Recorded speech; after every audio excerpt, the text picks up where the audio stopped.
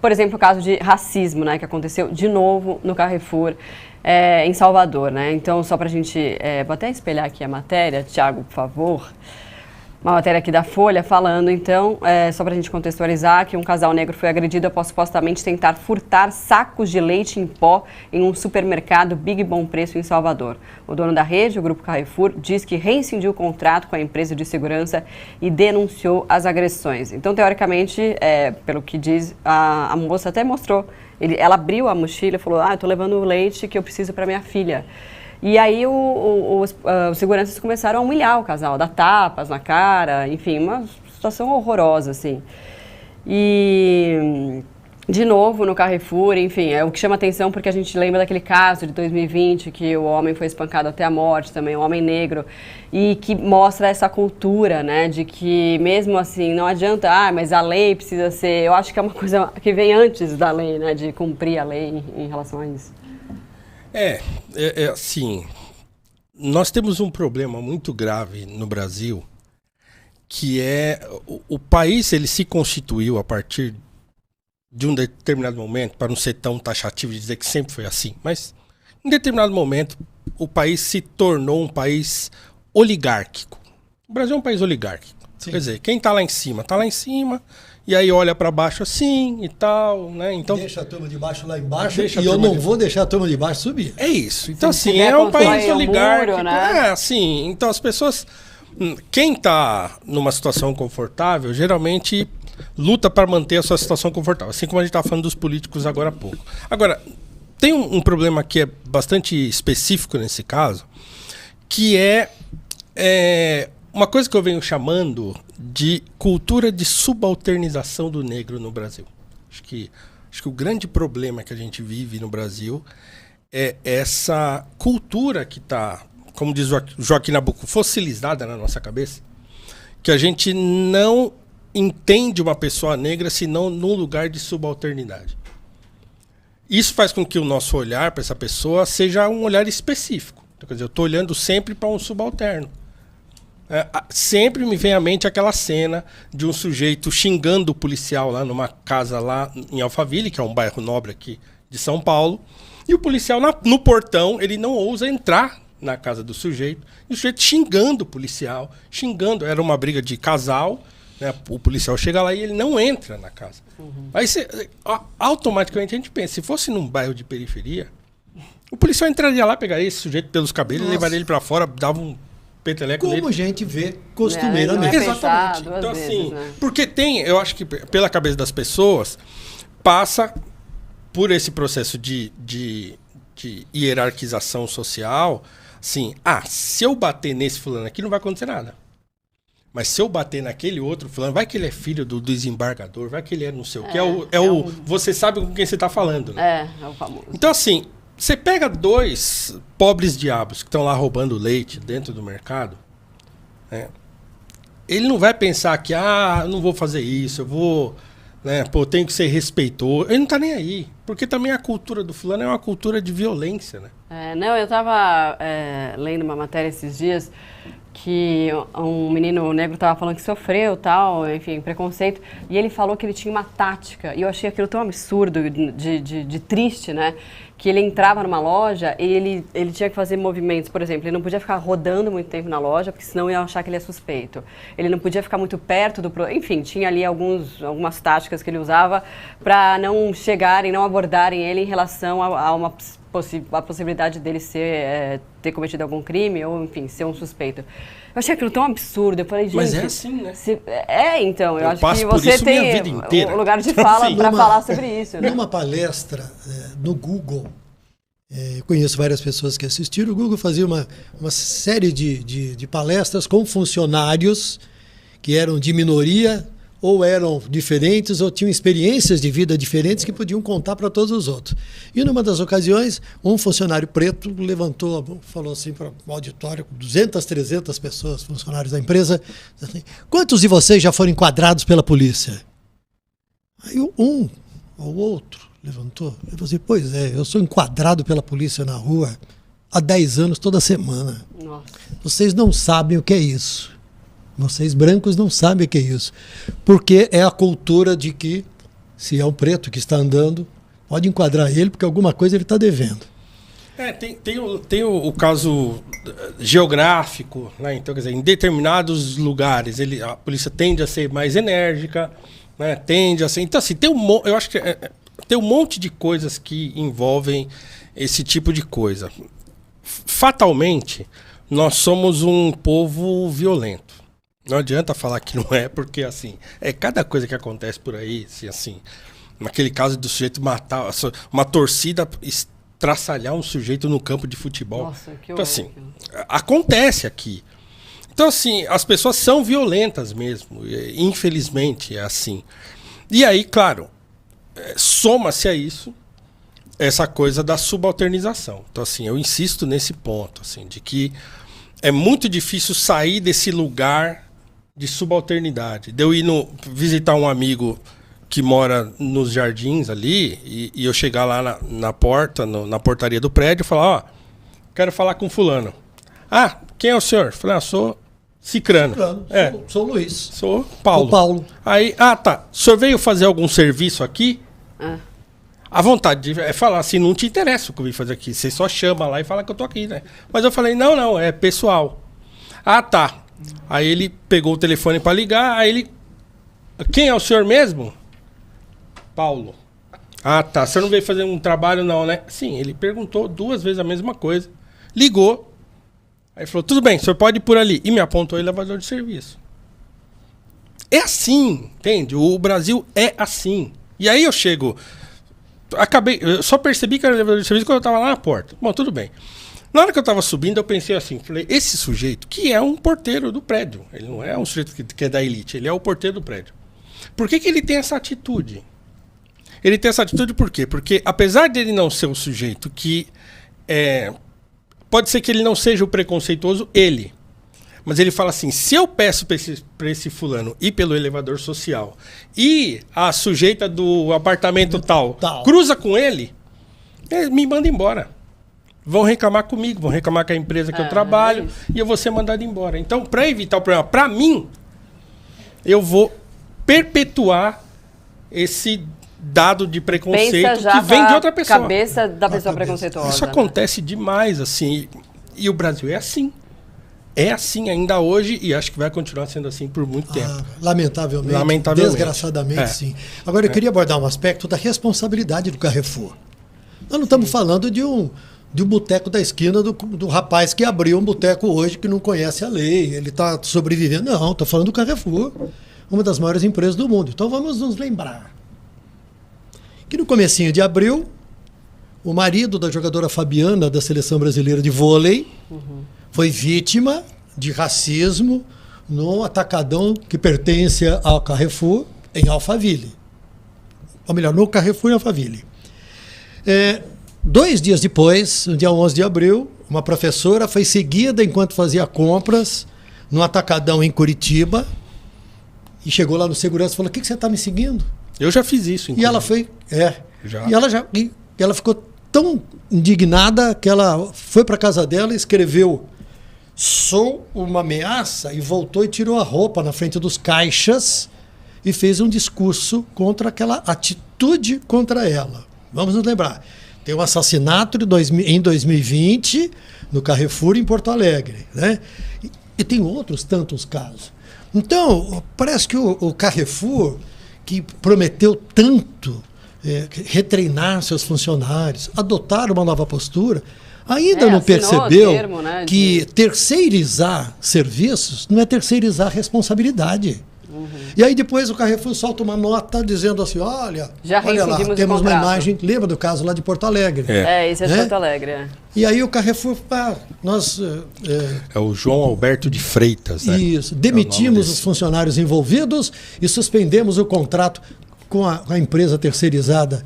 Mas se o Carrefour não for responsabilizado legalmente, e pagar um preço caro, vai continuar contratando empresas de quinta categoria, com pessoas que não são treinadas, pessoas que não têm o conceito certo, e depois ficam soltando nota. Nós lamentamos, é inadmissível. Sempre o Carrefour. Mas eu acho que tem um problema aí também. Mas será que as empresas elas fazem algum trabalho nesse sentido de... Então, eu tenho aqui alguns dados. O próprio Carrefour, olha só. O seu vice-presidente, numa declaração, já naquela época do assassinato do Alberto, ele falou, olha, 57% dos nossos funcionários são negros e mais de 1/3 dos gestores são negros também. Em 2003, eles criaram o Comitê de Diversidade, 2013, eles criaram um Comitê de Diversidade e eles encabeçaram em 2015, a partir da fundação do Instituto Carrefour, e da realização de um fórum de discussão sobre diversidade e inclusão, com a criação da Iniciativa Empresarial pela Igualdade Racial, eles investiram dezenas de milhões de reais nessas ações.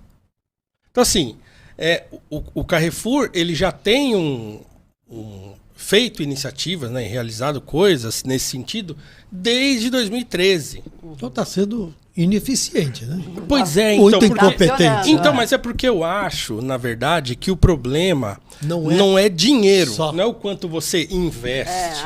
É o problema da educação. O problema da educação é um problema de dinheiro. Quanto mais investe, mais vai melhorar? Não.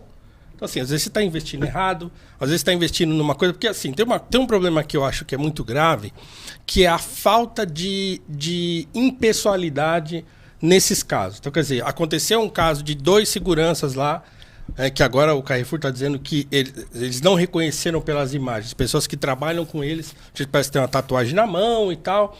Talvez fossem seguranças de estabelecimentos que estão ali no entorno. Bom, mas o Carrefour tem responsabilidade por que está acontecendo ali perto dele. Né? Sim, ele é solidariamente responsável. Exatamente. Agora, o problema é o seguinte. Acontece um caso de racismo, 2 pessoas são autoras disso, e a gente culpabiliza o Carrefour. E aí, o Carrefour vai lá tomar um monte de ações e gasta milhões de reais e tal. E essas 2 pessoas, elas são pulverizadas nessa impessoalidade do problema. Quando a gente fala que o problema do racismo é assim, estrutural, para usar um termo que está na moda, a gente acaba tirando a impessoalidade das coisas. Fatalmente isso acontece. Então, assim, a gente não consegue mais tratar o problema como um problema das pessoas. Assim, esses 2 indivíduos que agiram desse modo, esses 2 indivíduos precisam ser presos, julgados e tal, e de acordo com o rigor da lei.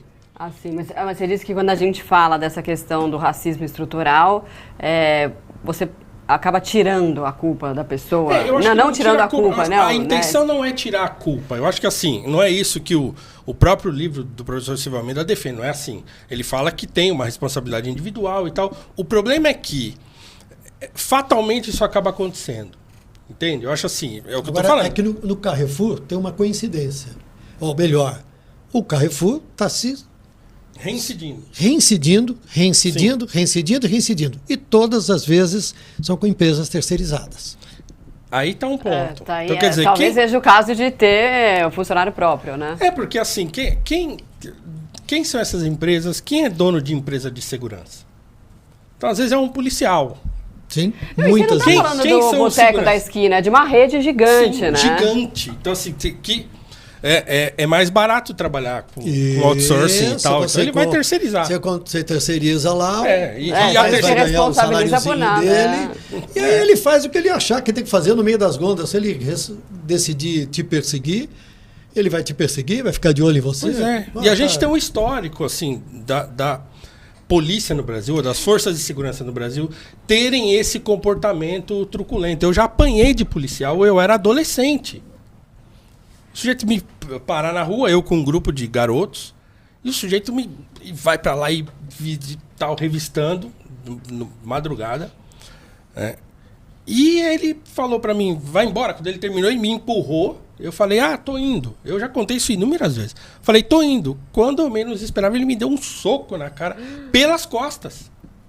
E ainda falou, só podia ser preto. Isso comecinho dos anos 90.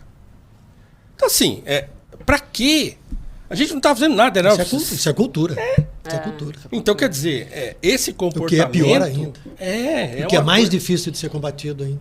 É muito difícil, porque você tem que lidar com uma pessoa, entendeu? Com aquele fulano, com aquele cicrano, entende? Não dá pra jogar a culpa em todo mundo. Porque aí não resolve. Fica lá jogando, injetando dinheiro, faz propaganda, não sei o quê, escolhe um garoto propaganda. Aliás, agora estão falando aí que tem o Manuel Soares, que ele é contratado pelo Carrefour e tal. Então ele foi lá no Twitter, deu uma explicação lá, entre aspas, a favor do Carrefour, aí também já foram para cima dele. Então fica esse negócio, o Carrefour, né? faz parte do Pacto Global, que é uma plataforma que pertence à ONU. Aqui no Brasil tem o Pacto Global. É uma organização onde as grandes empresas são convidadas a entrar e a adotar os programas que a ONU defende. Então tem uma série de programas. Ações de saneamento, água e saneamento, alimentos e agricultura, energia e clima, anticorrupção, engajamento, comunicação, direitos humanos.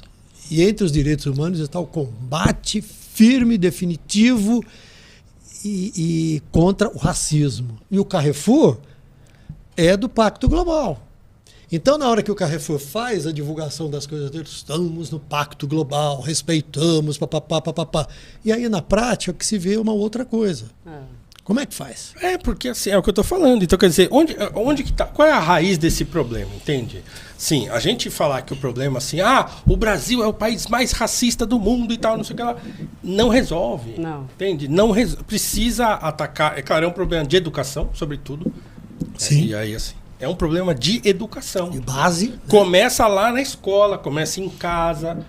Então, assim, o quanto, sei lá, o Carrefour ou qualquer um, a ONU, sei lá o quê, o quanto essas pessoas estão investindo na educação básica, educação pública lá. É lá que está o problema. Começa lá. Começa também no sujeito que estuda, que mora num lugar, por exemplo, que estuda numa escola e que ele passa a boa parte da vida dele não vendo outras pessoas negras, senão servindo ele. Uhum. Então ele já cresce daquele jeito. Então o único negro que ele vê na vida é o motorista do pai dele, é a empregada da casa dele. Então assim, ele já cresce assim.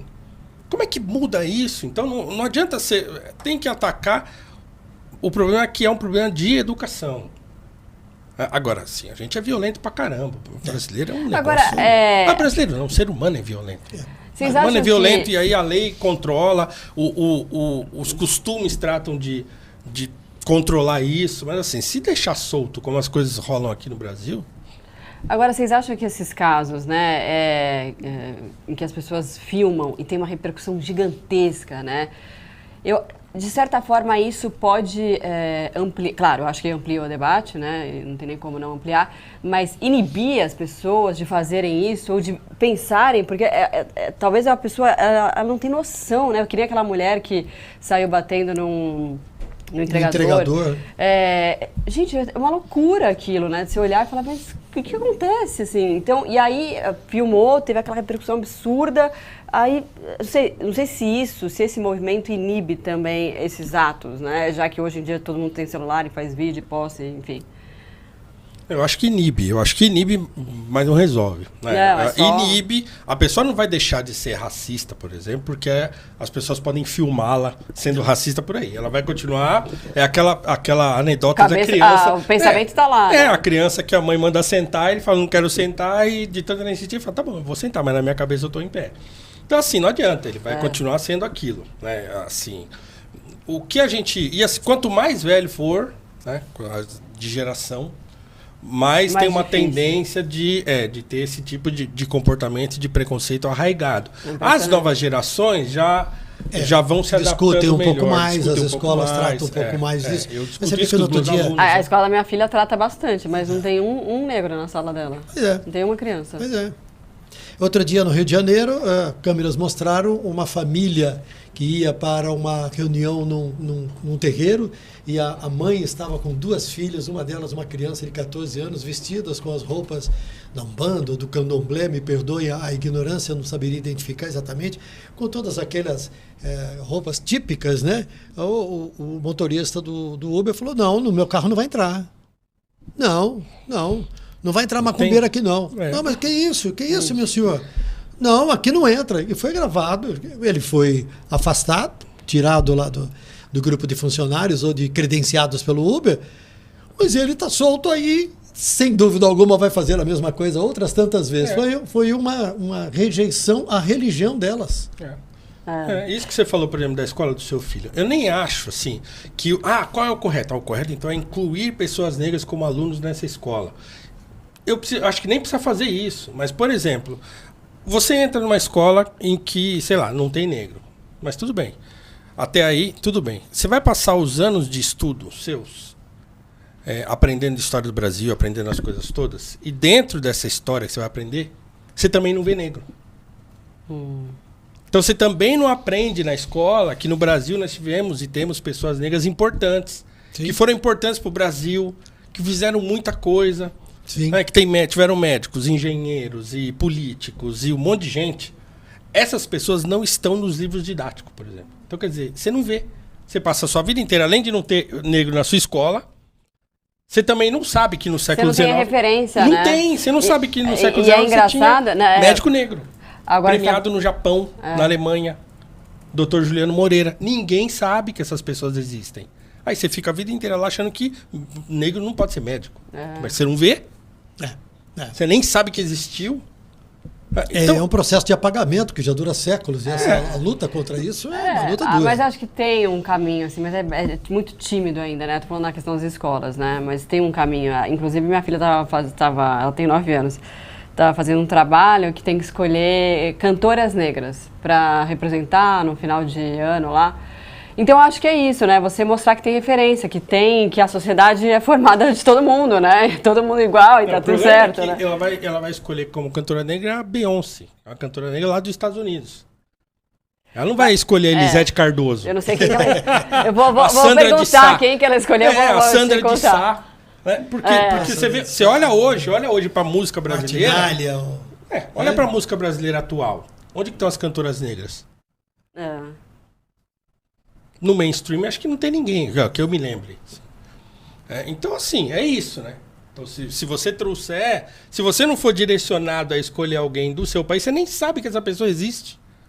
Não sabe. É um problema grave isso aí. Você entra lá, eu falei isso esses dias. Você entra no Google lá e digita lá. African American Firsts. Você recebe uma lista que está lá no Wikipedia de todas as pessoas negras que foram os primeiros a fazer alguma coisa. Uma lista gigantesca. É isso que eles fazem lá. Eles se protegem, eles exaltam a cultura deles, eles vão lá e vão proteger aquilo. Aqui nós não temos isso. A gente não sabe que o Carlos Gomes era negro, por exemplo.